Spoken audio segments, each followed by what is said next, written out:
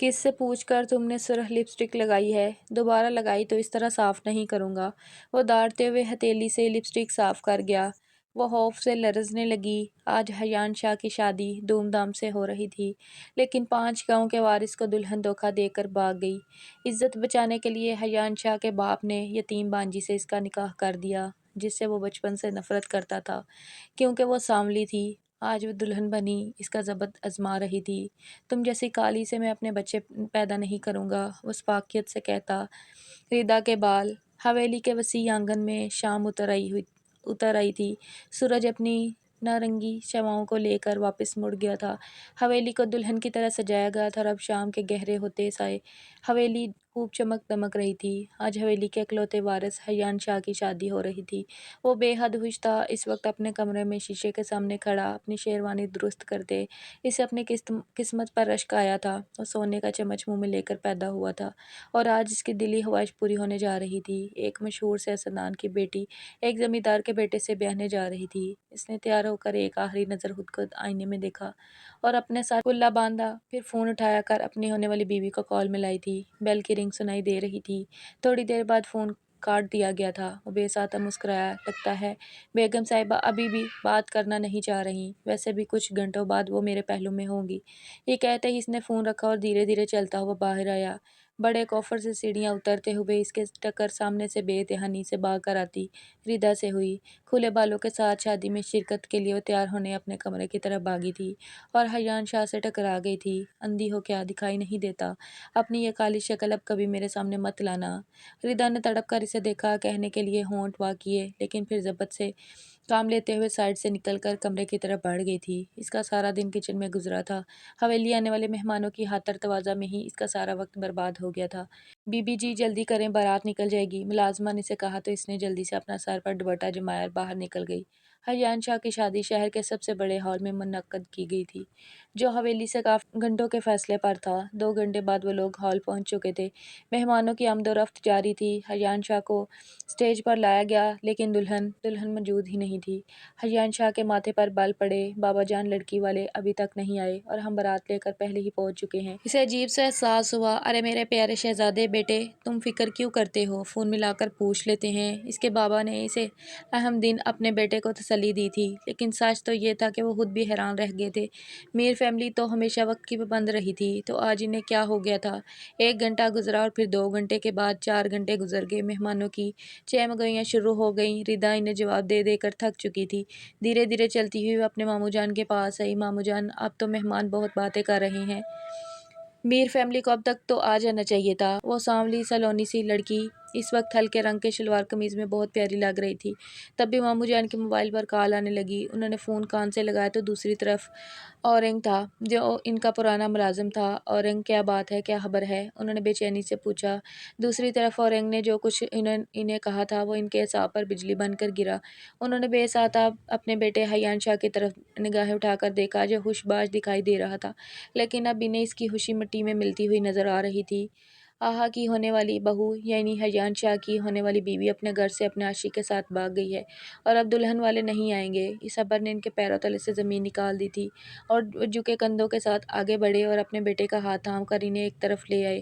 میری بات غور سے سنو، شاہ فیملی کی عزت اب تمہارے ہاتھ میں ہے۔ ہماری پگڑیاں ہمارے قدموں تلے آ جائیں گی، جو بھی سنے گا سب تو تو کریں گے۔ اب سب کچھ تمہارے ہاتھ میں ہے۔ انہوں نے تہمید باندھی تو حیان شاہ نے بے ساتھ ان کی طرف دیکھا۔ بابا جان، آپ کیا کہہ رہے ہیں؟ اس کے لہجے کا بدلاؤ اس کے اندرونی حلافہ شعار کا پتہ دے رہا تھا۔ لڑکی والے نہیں آئیں گے؟ حیان شاہ چند قدم پیچھے ہٹا، اس کے چہرے پر حیرت کے آثار نمایاں ہوئے۔ کیا کہہ رہے ہیں بابا؟ خدا کا واسطہ ہے مذاق مت کریں۔ اس کی آنکھوں میں خوف دکھائی دے رہا تھا۔ پہلی بار لطیف شاہ نے دیکھا تھا کہ ان کا بیٹا حیان شاہ زندگی میں اس قدر ٹوٹا ہوا لگ رہا ہے۔ میں سچ کہہ رہا ہوں میری جان، میری بات غور سے سنو، بارات نہیں آئے گی، تمہاری بیوی اپنے عاشق کے ساتھ بھاگ گئی ہے، شادی نہیں ہو سکتی، ہوش میں آؤ تم۔ انہوں نے اس کا چہرہ اپنے ہاتھوں کے پیالے میں بھرا اور اسے جھنجھوڑ کر کہا، تو وہ وہیں بیٹھ کے آپ جھوٹ بول رہے ہیں، آپ کو غلط فہمی ہوئی ہے، میں ابھی انہیں کال لگاتا ہوں۔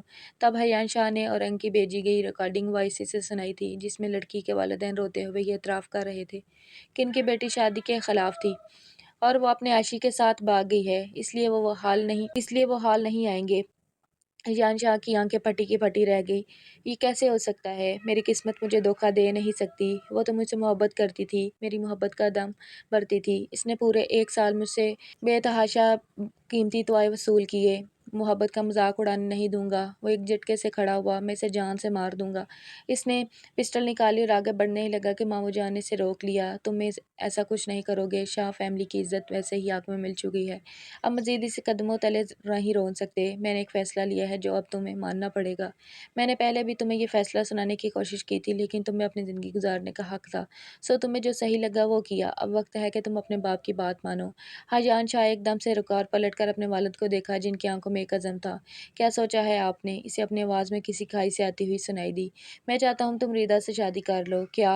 वो एक झटके से अपनी जगह से खड़ा हुआ। बाबा, ये आप क्या कह रहे हैं? मैं इस काली कलोटी से शादी कैसे कर सकता हूँ?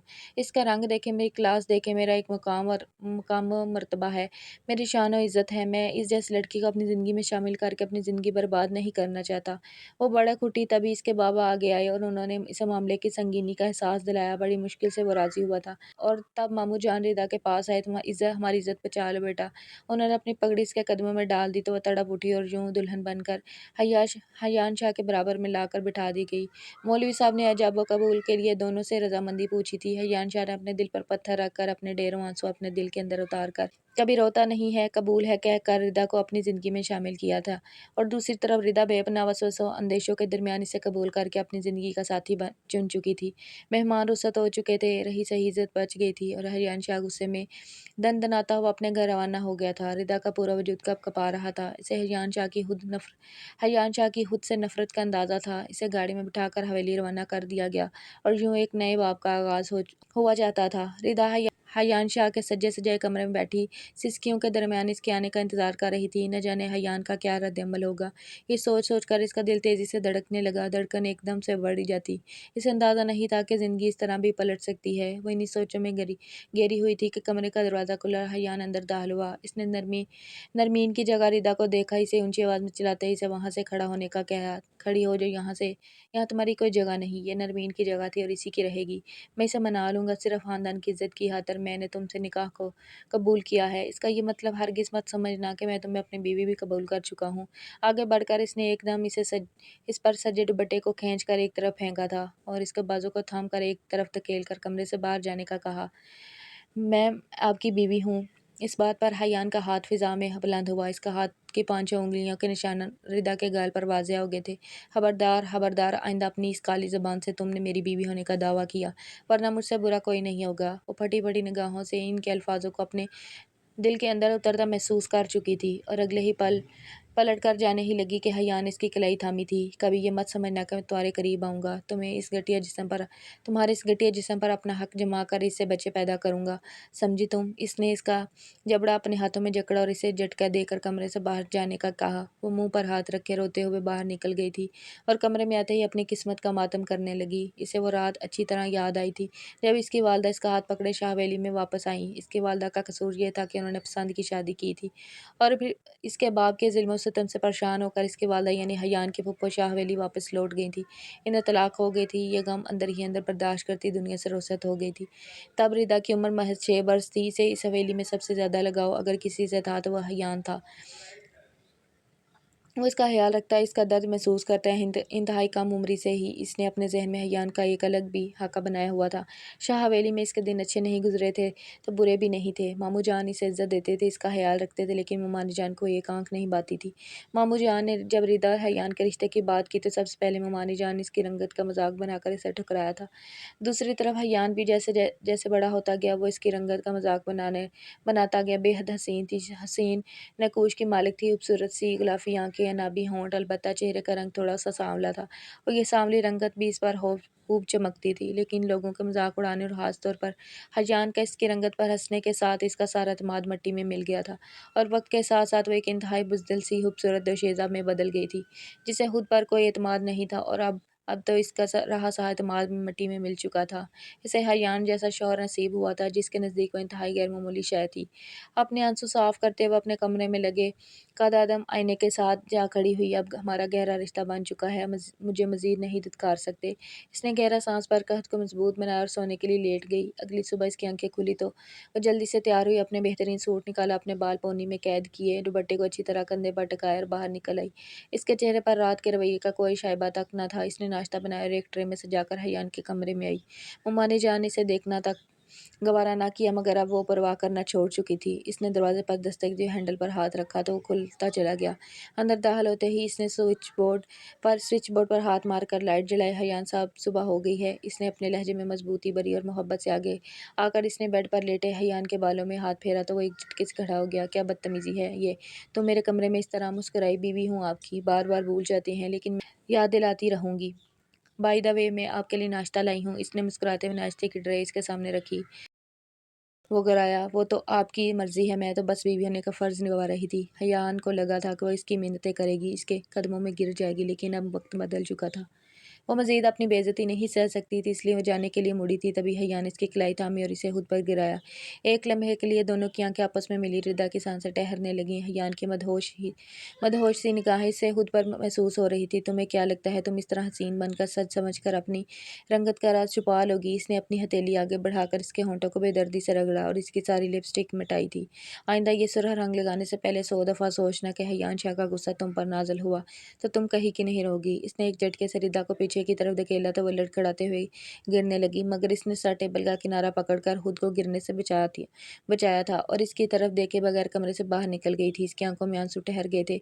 मुझे नहीं टूटना, बल्कि मुझे खुद को तोड़ने वाले को तोड़ देना है। इसने आईने के सामने एक बार फिर से अपने अज़म को दोहराया और नए सिरे से खड़ी हुई। शाम के वक्त वो लॉन में बैठी किताब पढ़ रही थी जब इसे हयान कहीं जाता दिखाई दिया।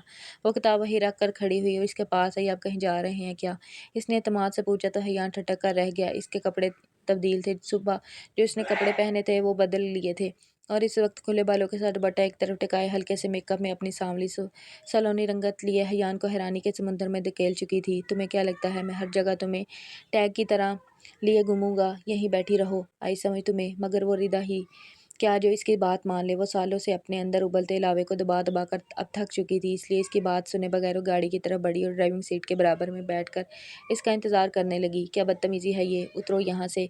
रिदा ने इसे पास मुलाजमों को देखा। आपको पता है ये मुलाजम पार्ट टाइम में मेर हवेली में भी जाते रहते हैं, इन्हें अपने रोजगार से मतलब है ना। फिर आपका ये रवैया इन्हें पता चलेगा तो क्या सोचेंगे कि हयान तो नरमीन की मोहब्बत में मरा जा रहा है। रिदा की बात सुनकर वो एक लम्हे के लिए फरीज हो गया। बकवास करने की ज़रूरत नहीं है, कुछ कहे बगैर इसने सीट बेल्ट बांधा और गाड़ी लेकर आगे निकल गया। वो एक इवनिंग पार्टी में आए थे और ये खास तौर पर इसके दोस्तों ने हयान की शादी के मौके पर रखी थी। अरे रुके, कहाँ जा रहे हैं? गाड़ी की रुकी तो वो इसके पीछे लपकी। इस तरह जाएंगे तो अच्छा थोड़ी लगेगा। इसने अगले ही पल हयान का बाजू थामा और इसे लेकर अंदर आई। सताइशी नजरें इन पर उठी। एक दो ने तो आगे बढ़कर बाकायदा रिदा की तारीफ की थी। हयान बेचैन सा हुआ। क्या हुआ मिस्टर हयान, आपको मेरी तारीफ हजम नहीं हो रही? रिदा ने मुस्कुराते हुए इसके कान में सरगोशी की तो हयान ने अपना हाथ इससे छिड़वाया था। ज़्यादा बनो मत, मैं तुम्हारी हकीकत समझता हूँ। बड़बड़ाता हुआ आगे बढ़ गया और रिदा मुस्कुराई थी। इसने हयान की आंखों में कुछ तो बदलते ज़रूर देखा था। पार्टी अच्छी रही थी। रिदा ने पहली बार पूरे एतमाद के साथ अपने अंदर मौजूद तमाम खौफ को ख़त्म करके ये इंतहाई कदम उठाया था और इसमें कुछ हद तक कामयाब रही थी। वापसी पर इनकी गाड़ी खराब हुई। हयान बदमज़ा हुआ। तुम जहाँ जहाँ जाओगी वहीं मसले होंगे। रिदा ने अपने आबरू इकट्ठे करके इसे देखा और एली। वो गाड़ी से उतरी और गाड़ी में मौजूद खराबी को मिनटों में दूर कर दिया। मिस्टर हयान, ये बात तो साबित हो गई कि आप इतने बड़े ख़ानदान से ताल्लुक़ रखने के बावजूद इतनी सी प्रॉब्लम को सॉल्व नहीं कर सके और मैं यतीम लड़की जिसे कुछ भी नहीं आता वो आपकी प्रॉब्लम को सॉल्व करके आपके सामने सुरखरू हुई है। रिदा की बात पर इसने अपनी मुठ्ठियाँ बींची और कुछ कहे बगैर गाड़ी में बैठा ही था कि बारिश शुरू हो गई। रिदा बच्चों की तरह खुश होते हुए बारिश में गोल गोल घूमती अपनी हथेली पर बारिश के कतरों को जमा करने लगी। हयान शाह इस हसीन मंजर में खो सा गया। इस वक्त अपने इर्द गिर्द से बेगाना अपनी खुशी तलाश कर रही थी। वो चंद लम्हे यूं ही इसे तकता रहा और फिर गाड़ी के शीशे से अपना सर बाहर निकाल कर इसने रिदा को पुकारा था। आ जाओ भाई, जल्दी आ जाओ, देर हो रही है। रिदा ने चौंक कर इसे देखा। पहली बार इसके लहजे में कोई बेजारी, कोई इकताहट नहीं थी। वो मुस्कुराते हुए आगे आई, दरवाज़ा खोल कर अंदर बैठी, मगर गाड़ी के एसी में इसे ठंड लग रही थी। मेरा कोट पीछे पड़ा है, بندہ ایسی کرے ہی نہ پھر وہ اسے غصے سے ڈانٹنے لگا، لیکن اس بار اس کے غصے میں درشتی کی بجائے عجیب سی نرمی تھی۔ ردا مسکراتے ہوئے اسے دیکھا، اس کا پہلا مضبوط قدم اب آہستہ آہستہ اپنا رنگ دکھا رہا تھا۔ گاڑی تھوڑا آگے گزری تھی کہ ایک جھٹکے سے رکی اور وہاں موجود منظر نے حیان شاہ کی آنکھوں میں غصہ بھر دیا تھا۔ سامنے کھڑی لڑکی ایک لڑکے کے ساتھ بائک پر بیٹھی انتہائی ہوش باش سی باتیں کرتی ان کی گاڑی کے آگے جا رہی تھی۔ وہ کوئی اور نہیں، نرمین تھی۔ حیان شاہ کی کن پٹی کی رگ ابھری، تبھی ردا نے ہاتھ آگے بڑھا کے اس کے ہاتھ پر اپنا ہاتھ رکھا۔ ہر کوئی ہمارے لیے نہیں لکھا ہوتا، آگے بڑھ جانے میں ہی انسان کی بھلائی ہے۔ ردا کے الفاظ نے جادو کیا تھا اور حیان نے سر جھٹک کر گاڑی آگے بڑھائی تھی۔ کمرے میں آتے ہی وہ اپنے آپے سے باہر ہو گیا اور ساری چیزیں توڑ پھوڑ کرنے لگا۔ ردا آواز سن کے اس کے پیچھے چلی آئی۔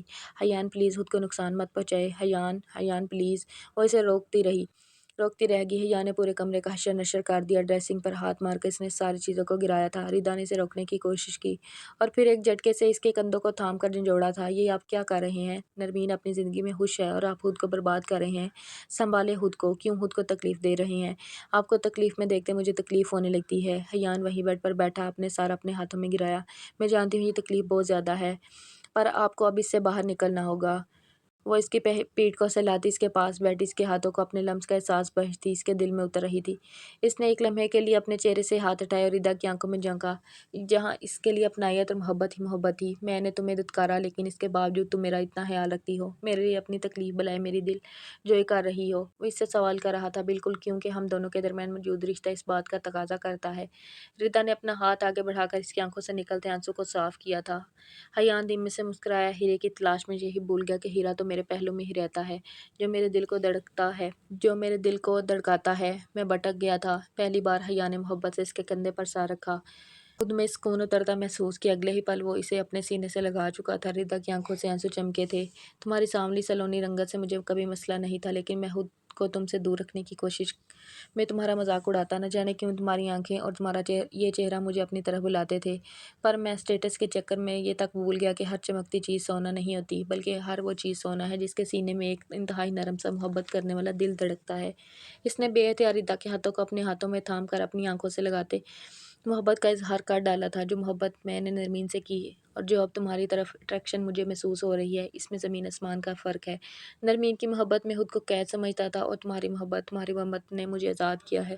ردا بے ساختہ مسکرائی اور وہ رات ان دونوں کی زندگی کی حسین رات تھی، جب حیان نے اپنے خوابوں سے اپنا پیچھا چھڑا کر اپنی زندگی کو اپنے ڈھنگ سے جینے کا سلیقہ سیکھ لیا تھا۔ ردا اس کے بازو پر سر رکھ کے اس کے دل کی بات سنتی، اپنے ماموں جان کی دل ہی دل میں شکر گزار تھی، جنہوں نے اسے ایک ایسے رشتے میں باندھا تھا کہ شروع میں ایک اندھیری بند گلی کی طرح محسوس ہوتا تھا، مگر رفتہ رفتہ ردا نے حیان کا دل جیت لیا تھا اور اب وہ اس کے پہلو میں سوئے اس کی پسندیدگی کے آثار دیکھ کر جی رہی تھی۔ سچ کہتے ہیں سچی محبت وہ نہیں ہوتی جس سے انسان کے دل کو خوشی محسوس ہو، بلکہ سچی محبت وہ ہوتی ہے جب اس کا تصور کیا جائے، انسان کا دل سکون سے بھر جائے۔ اور اس وقت حیان اور ردا ایسی ہی کیفیت سے گزر رہے تھے۔ تو آج کی یہ کہانی کیسی لگی کمنٹ میں لازمی بتائیے گا۔